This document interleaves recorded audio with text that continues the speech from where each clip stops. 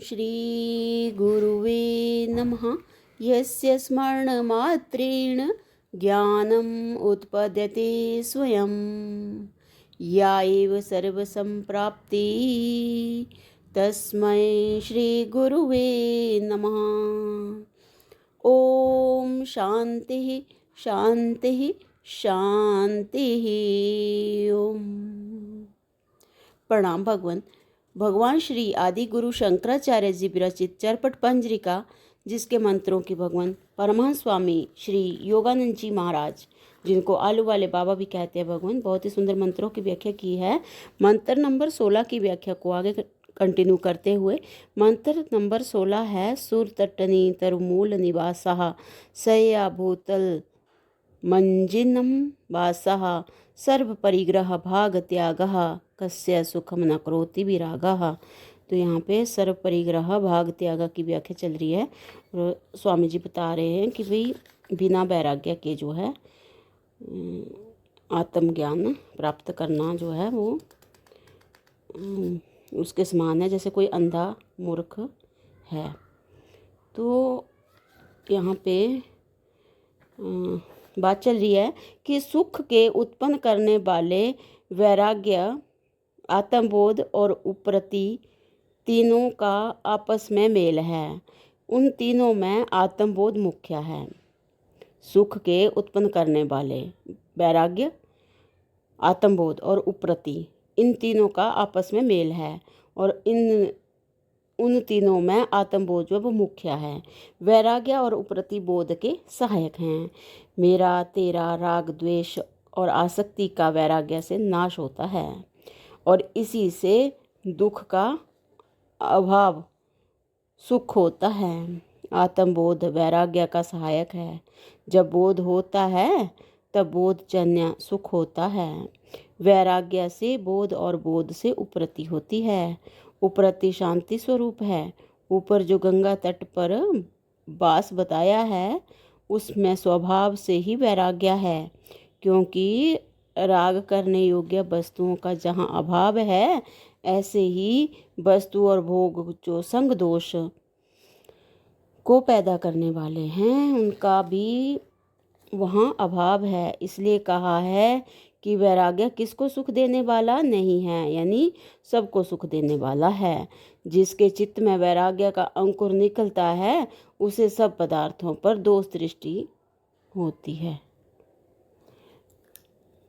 विवेक से युक्त चित्त में भोग की आशाएं नहीं उठती। विवेक से वैराग्य की उत्पत्ति होती है। स्वामी जी कह रहे हैं कि जिसके चित्त में वैराग्य का अंकुर निकलता है उसे सब पदार्थों पर दोष दृष्टि होती है। विवेक से युक्त चित्त में भोग की आशाएं नहीं उठती हैं। जो विवेक से वैराग्य होता है, तो बता रहे हैं कि उससे जो है आशाएं नहीं उठती हैं। विवेक से वैराग्य की उत्पत्ति होती है। विवेक ना हो तो वैराग्य की उत्पत्ति ही असंभव है। शुद्ध अंतःकरण में विवेक होता है। सत्कर्म और सत्संग से अंतःकरण शुद्ध होता है। इस प्रकार वैराग्य की उत्पत्ति है। वैराग्य उत्पन्न होने में अनेक निमित्त होते हैं। भौतिक निमित्त ना होते हुए जिसके अंतःकरण में स्वाभाविक वैराग्य की उत्पत्ति हो वह श्रेष्ठ मुमुक्षु कहा जाता है। मोक्ष के अधिकारी के 4 लक्षणों में वैराग्य दूसरा है, तो भी वैराग्य की महत्वता सबसे अधिक है। मोक्ष के अधिकारी के 4 लक्षणों में वैराग्य दूसरा है, तो भी वैराग्य की महत्वता जो है वो सबसे अधिक है। संसार में सब प्रकार के भोग उपस्थित होते हुए जिसके अंतःकरण में वैराग्य होता है वह महान भाग्यशाली है। बिना निमित्त वैराग्य होने से उसका पूर्व का बहुत पुण्य प्रतीत होता है। ऐसा पुरुष मोक्ष मार्ग में बहुत जल्दी प्रवेश करता है। निमित्त सहित भी जिसको सच्चा वैराग्य हो जाए, अंत तक शिथिल न पड़े और आगे प्रयत्न किए जाए तो मनुष्य देह का सार्थक रूप जो आत्मबोध है उसे वह अवश्य प्राप्त कर लेता है। उसके वैराग्य को धन्य है। जिस वैराग्य से इस शरीर में यथार्थ आत्मबोध की प्राप्ति और शांति हो। जिस शरीर से इस शरीर में यथार्थ आत्मबोध की प्राप्ति और शांति हो। तो आगे स्वामी जी एक कथा ले रहे हैं कि नारद जी ने व्यास जी से अपने पूर्व जन्म की कथा कही है, जिसमें भक्ति किस प्रकार हुई, वैराग्य किस प्रकार हुआ, एकांत में जाकर तपश्चर्या करके परम शांति किस प्रकार प्राप्त की, यह सब इस प्रकार दिखलाया है। पूर्व जन्म में मैं एक दासी का पुत्र था। मेरी माँ लोगों की टहल करके अपना गुजारा करती थी। जिस ग्राम में हम रहते थे वहाँ एक समय जब मेरी उम्र 7 वर्ष की थी, तब चतुर्मास में बहुत संत लोग आकर टिके थे। मेरी माता को देव दर्शन और साधु संतों पर प्रेम था। जहाँ कोई संत महात्मा आता वहाँ मुझे दर्शन कराने को ले जाती थी।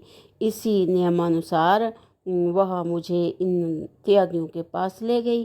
फिर तो मैं माता के बिना भी संतों के पास जाने लगा। वहाँ मुझे कुछ प्रसाद खाने को मिल जाया करता था। कुछ प्रेम से और कुछ बाल्यावस्था को खाने की चाट से मैं नित्य प्रति उनके पास जाने लगा। मेरी ऐसी रुचि देखकर मेरी माता ने भी मुझे उन महात्माओं की टहल करने की आज्ञा दे दी। जब मुझे वहाँ आनंद मालूम हुआ तब मैं वहाँ ही रहने लगा। जब कई दिन तक घर ना जाता तब तो मेरी माँ साधुओं के पास आकर मिल जाती और घर पर चलने का आग्रह करती।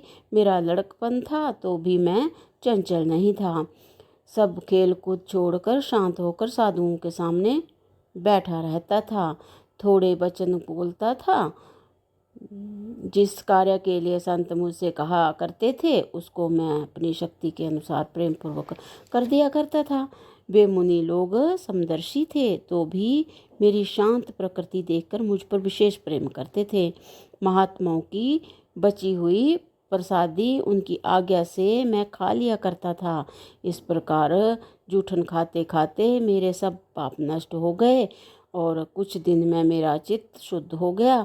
साधु धर्म में मेरी रुचि बढ़ती गई और देखा देखी में मैं जैसा मेरी समझ में आया ऐसा ईश्वर भजन करने लगा।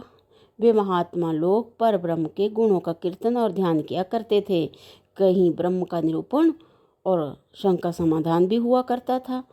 उसे मैं विशेष नहीं समझता था तो भी बारंबार वही चर्चा होने से कुछ शब्दों का भाव जानने लगा था। इस प्रकार मेरी ईश्वर भक्ति दृढ़ हुई और मैं देखने लगा कि मुझ पर ब्रह्म में यह सत असत प्रपंच माया करके कल्पित है। चतुर्मास व्यतीत होने पर मुझ में सात्विक बुद्धि उत्पन्न हुई। देखकर दीनों पर दया करने वाले महात्माओं ने कृपा करके परम गुप्त ज्ञान मुझसे कहा, जो भगवान ने कहा है। उससे भगवान वासुदेव की माया का प्रभाव ज्ञात हुआ। चतुर्मास पूर्ण होने पर वह संत मंडली वहाँ से चली गई। उस समय मुझे बड़ा दुख हुआ। मैं सत्संग में लगा हुआ था। इसी से बारंबार मैं सत्संग में लगा हुआ था। इसी से बारंबार आने वाले साधुओं के पास चला जाता था और ईश्वर की तरफ मेरा अधिक प्रेम होता जाता था। अपनी माता का मैं एक ही पुत्र था। वह कम बुद्धि वाली स्त्री और मूर्ख दासी जाति थी। उसका मुझ पर अनन्य प्रेम था। वह चाहती थी कि मेरे शुभ के लिए मुझे एक क्षण भी अपनी नज़र से दूर ना होने दे, परंतु पराधीन होने से वह ऐसा करने में असमर्थ थी। एक दिन दूध दूहने को मेरी माता घर से बाहर निकली। मार्ग में एक सर्प पड़ा हुआ था। उसके ऊपर मेरी माता का पैर पड़ गया और उसने उसको काट खाया और वह मर गई। भक्त के कल्याण करने वाले हरि का अपने ऊपर अनुग्रह हुआ। मानकर माता की दाह क्रिया समाप्त करके मैंने उत्तर दिशा की तरफ चल दिया। उत्तर दिशा की तरफ चल दिया। मार्ग में कई बड़े बड़े और छोटे छोटे ग्राम आए, कई वन उपवन आए। जंगल में हाथियों के तोड़े हुए वृक्ष देखे। गहन वन में प्रवेश करते ही सर्प, उल्लू, पक्षी और शियालों का घोर शब्द सुनाई दिया, जिससे जंगल महाभयानक दिख पड़ता था। चलते चलते मैं थक कर शिथिल हो गया। भूख लग रही थी, प्यास से मुख सूखा जाता था। वहाँ मुझे एक नदी दिखाई दी।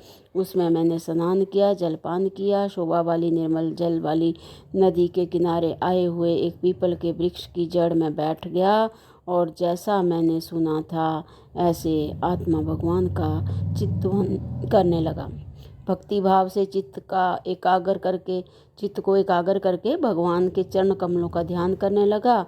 उस समय प्रेम की उमंग से मेरे नेत्रों में आनंद के अश्रु भर आए और कुछ समय के बाद धीरे धीरे हृदय में हरि प्रकट हुए। प्रेमावेश से मेरे रोंगटे खड़े हो गए और इतना परमानंद प्राप्त हुआ कि मैं आनंद में अथाह समुद्र में डूब गया। तो भगवान, इससे आगे का जो ये प्रसंग है ये हम अगले सत्संग से कंटिन्यू करते हैं। प्रणाम भगवान। ओम शांति ही शांति शांति। ओम।